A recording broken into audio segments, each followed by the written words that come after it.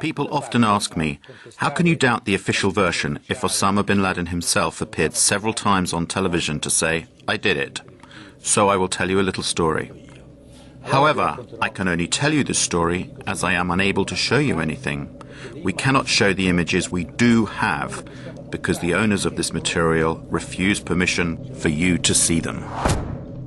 In the summer of 2005, the Commission of the European Parliament for Security and Defence, of which I am a member, was invited to a special screening created by the Washington Center for Strategic Studies. We were asked to watch a film which depicted what would happen in Europe if Brussels was hit by a nuclear bomb. 50,000 deaths, 100,000 injured.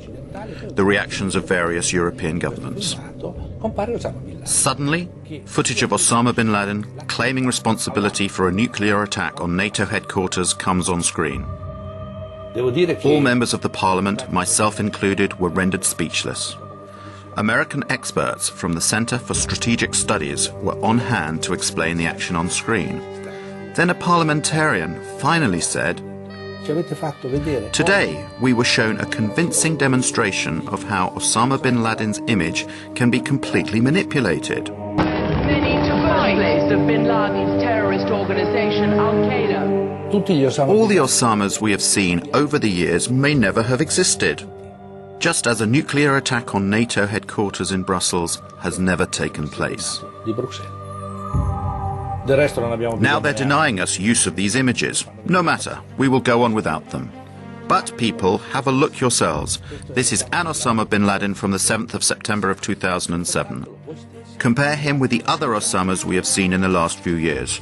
Do you believe it is possible that he is getting younger over time? Do you believe it is possible that his beard is darker than before? Do you believe it possible that his nose has grown? We don't need analysis. A child can understand that they are two different people, but these people are being introduced to us as if they were the same person. And this story has been told to us now for over 6 years.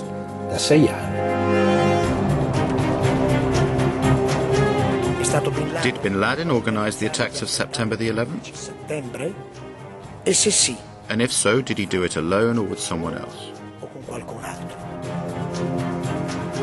At this point, we must explain the origins of Al-Qaeda.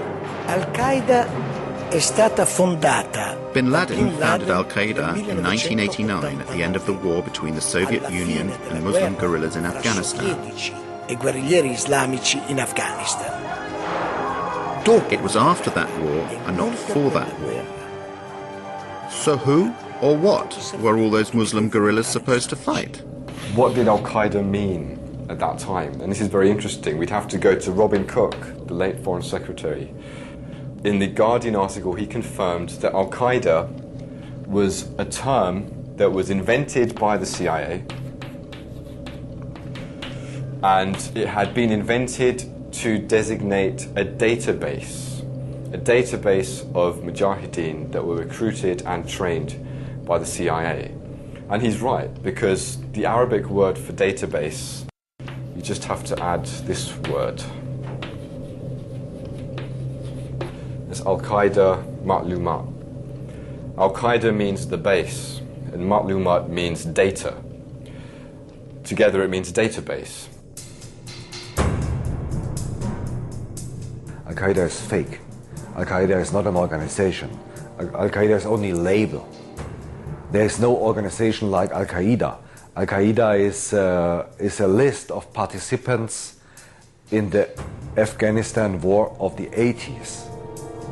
Al-Qaeda is nothing. It is only a puppet blown up by the Western propaganda to show the public the big evil.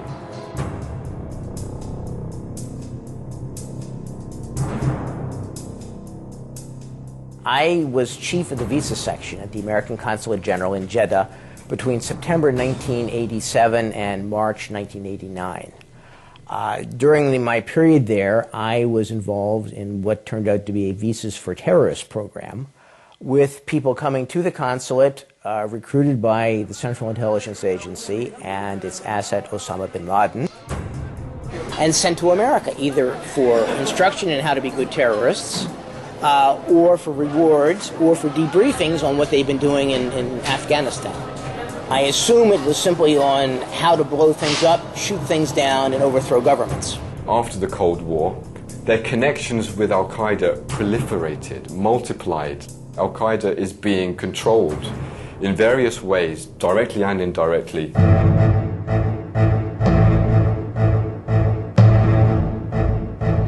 Systematically, Al-Qaeda has been used in various theatres of conflict. So from 1992 to 95, you look at the Bosnian conflict. I believe that the American government was working with various Arab and Muslim organizations, whether it was Al-Qaeda or whether it was people that became Al-Qaeda, to be trained, to be armed, and to be sent to the Balkans to overthrow Slobodan Milosevic and anybody allied with him. That kind of policy continued in the Balkans all the way up to post-2001.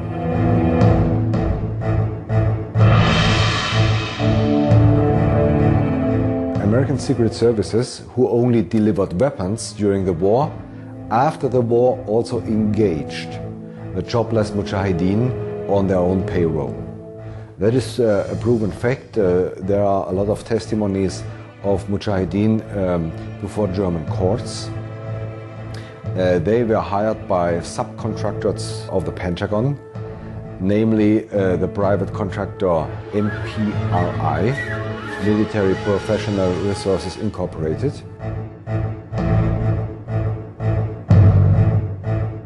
MPRI is formally private, but in fact it's kind of secret device of the US Army.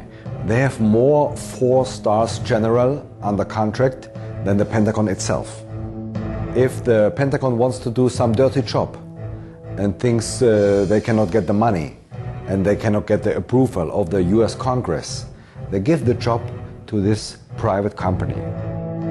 At the beginning of summer 1999, MPRI brought this Bosnian Mujahideen back to the Balkans, especially into Kosovo, to help the Kosovo terrorist army KLA. They engaged them, they paid them monthly. A lot of Bosnian Mujahideen were involved in the big terrorist attacks of the last 5 years. So, speaking about 9/11, 5 of 7 Arabs in the center of the 9/11 plot were former Mujahideen fighters in Bosnia. 5 of 7. Nobody speaks about it. What is required for you to get a visa approved to enter the United States? The type of information you have to supply is extremely detailed. But a high-ranking official in the US Consulate of Jeddah, Michael Springman, revealed the fact that in that office, many CIA agents were working undercover and that the office was issuing too many visas far too easily to some very suspicious people. I was told by a really good contact, a businessman outside the American consulate, that if I had sent one word to the State Department inspection team investigating what was going on in the consulate, I would be fired summarily. Well, that office in Jeddah issued many of the 15 visas that were used by the hijackers to enter the United States. None of the 15 applications conformed to US visa regulations. For example, under the heading Destination, many of them wrote Hotel, New York or California, and in one case, just no. And so, it was common practice to help the terrorists of Al-Qaeda to enter the United States. They came to be trained, and this went on for years and years. The same thing happened with the hijackers of September the 11th. The terrorists, 6 of the terrorists, including Muhammad Atta, trained at U.S. military facilities. Okay? Muhammad Atta went to International Officer School at Maxwell Air Force Base. Maxwell Air Force Base. in Alabama, Brooks Air Force Base in Texas, their contact address, the Pensacola Naval Station in Florida, the Defense Language Institute of the Defense Intelligence Agency in Monterey, California. The hands of intelligence are all over these people.